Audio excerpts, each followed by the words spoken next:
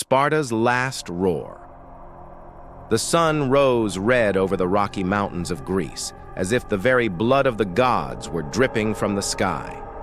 Leonidas, king of Sparta, stood atop a hill, the hot wind blowing his red cape.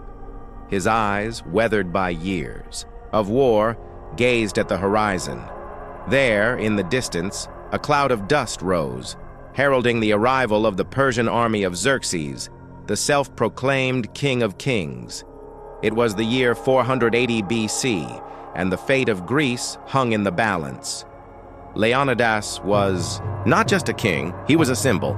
His broad, scarred chest told stories of battles won, but his eyes carried something deeper, the weight of knowing that this would be his last fight. He knew he would not return home. He would never see his wife, Gorgo, or his son, Pleistarchus, again. But Sparta would not bow. Sparta does not run away, and he, above all, was Sparta.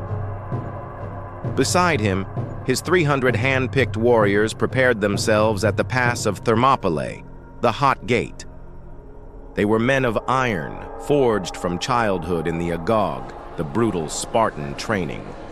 Each of them knew what was at stake: the freedom of Greece against the tyranny of an empire that stretched like an endless shadow. Alongside the 300, thousands of other Greeks, Thebans, Thespians, and even a few Arcadians reinforced the line. But Leonidas knew that the heart of the battle would be his 300. They were the shield. They were the spear. "My king," Leonidas, his closest friend and most loyal captain, said, approaching with a crooked smile. "They say the Persians are so numerous that their arrows will blot out the sun." Leonidas laughed, a low laugh that echoed like thunder. "Then we will fight in the shade." The sentence set the men around him ablaze. They raised their spears, stamping their feet, and the Spartan war cry rent the air. "Aru!" It was more than a cry. It was a promise that, dead or alive, they would be remembered. Day 1. The Bronze Wall. The Persian army arrived. The pass seemed to shrink in weight. They were packs of thousands, perhaps hundreds of thousands, a human tide of golden armor. War elephants and chariots drawn by black horses. At the head, Xerxes, on his portable throne, watched like a cruel god. He envied an emissary, a thin man with nervous eyes, to negotiate. "Give up your weapons," the emissary said, his voice trembling before the Spartans. "The great Xerxes offers clemency if Sparta surrenders." Leonidas thrust his spear into the ground and spat on the sand. "Come and get them." The answer was a thunderclap. The Spartans roared, and the dead emissary, clear as death. Xerxes frowned from his throne. He had not expected resistance, not like this. The first wave came at noon. Thousands of Median soldiers, armed with short spears and wicker shields, rushed down the pass. The narrow terrain, flanked by steep cliffs and the sea, was the Greeks' secret weapon. There was no room for numbers, only courage. "Shields!" against Leonidas. The 300 formed the phalanx, a wall of bronze shields that shone like fire in the sun. Persian spears clashed against the metal, but there was no gap. Each Spartan moved as part of a single organism, piercing, blocking, killing. Median bodies piled up on the ground, blood flowing into the sea. Leonidas fought alongside Leonidas, his sword like an extension of his body. "They die easily, my king," he said, laughing. "Then let more come," Leonidas replied, taking the life of an enemy with a single blow. As night fell, the people retreated, leaving thousands dead. The Spartans, exhausted but undefeated, laughed and sang around their campfires. Leonidas walked among them, touching shoulders, exchanging friendly insults. He knew that first he would keep their spirits high, because the worst was yet to come. That night, under the stars, he rose from the camp and looked up at the sky. He thought of Gorgo, his queen, whose fire matched his own. Before she left, she hugged him tightly, whispering, "Come back with your shield, or on it." It was the Spartan code: win or die. There was no middle ground. "Have you ever seen a sky so clear, Dienekes?" Leonidas asked, as his friend moved on. "Clear enough for the gods to see, my king," Dienekes replied seriously. "They are judging us." "Let them judge," Leonidas said, a fierce gleam in his eyes. "Let's give them a show." Day 2. The shadow of the traitor. The second day brought a storm, not of rain, but of arrows.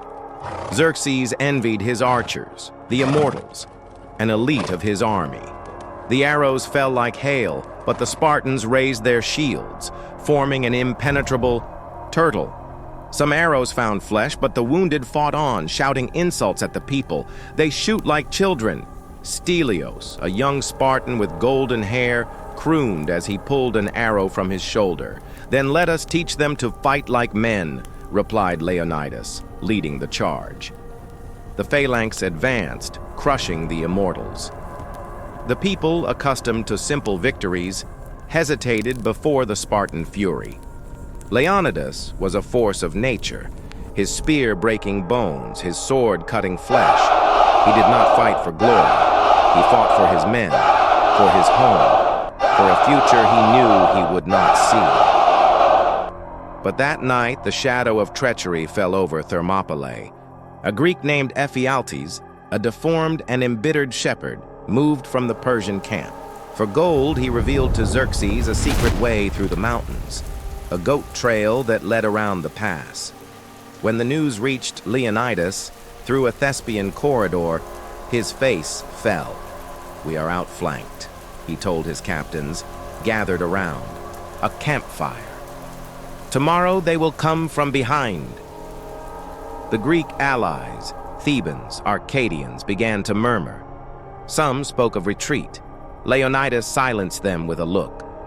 "Sparta does not retreat," he said.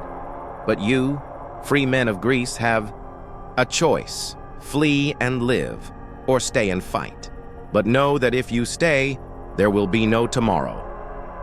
The Thebans departed in fear. The Arcadians hesitated, but many left.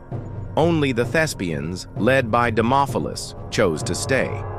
700 men, alongside the 300 Spartans, decided to face the end. "Why do you stay?" Leonidas asked Demophilus as the others prepared themselves. Demophilus invited them, his eyes shining with tears.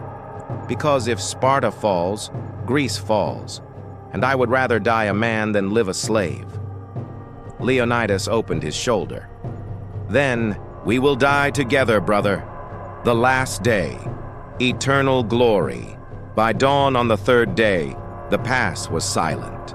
The Spartans and Thespians polished their shields, sharpened their spears, and combed their hair as if they were going to a banquet. There was no fear on their faces, only authority. Leonidas gathered his 300. He needed no long speeches. They knew him.